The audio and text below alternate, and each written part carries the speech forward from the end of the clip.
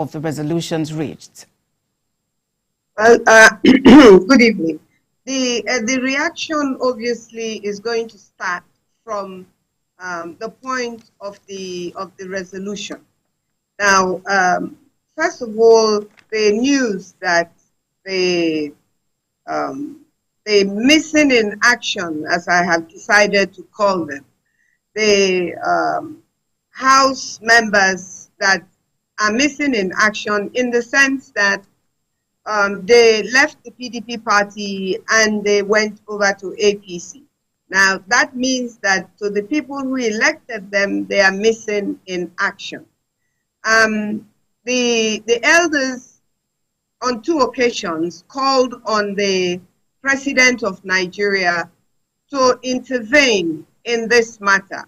And that was because of the concern we have as people of the state of Rivers State, and knowing the volatility of politics in Rivers State.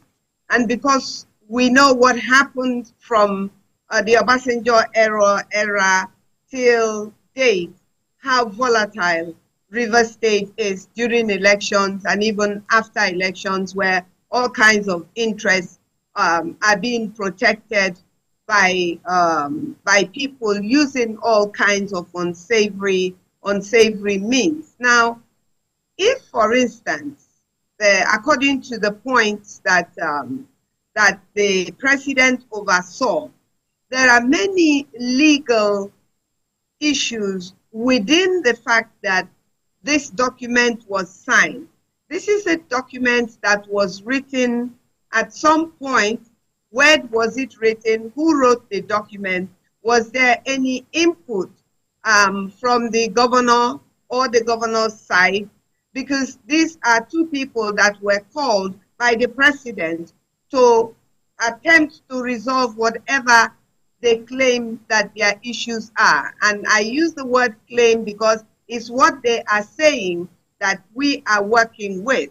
The governor has said his own and his difficulties. The former governor has made his position clear as to what he means when he says he's protecting his structure and all of that. And so some of the areas that are very gray, if you like, in that document that was signed is, first of all, the fact that this document, when you look at the document, this document, just like the Constitution, is not in favor, as we say, of southern Nigeria. This document is not in favor of the people of Rivers State that the governor Fubara is representing. Why do I say this? I say this because right now, the people of Rivers State, who a few days ago had 27 representatives looking after their interests in the House of Assembly in Rivers State, no more have them because they were voted in on the PDP political party. And therefore, they cannot tell me that because they have crossed over to APC, that they will still be able to protect the interests of the people that they have abandoned. That is one thing. Then the other thing that bothers me, I watched the former speaker speak just now, where he's saying that they have withdrawn. What have they withdrawn exactly? They have withdrawn the impeachment process against Governor Fubara. Well, nobody, up till today, nobody has seen the document. What is the document? What is maintained in the document? Is it a secret document? Is this gathering a cult that you will say you're impeaching a governor and that you have proceeded to serve him with the impeachment order according to you, and yet the governor says he has not seen it, and nobody else has seen this impeachment. So how do we make a decision as people who have sent these people into power?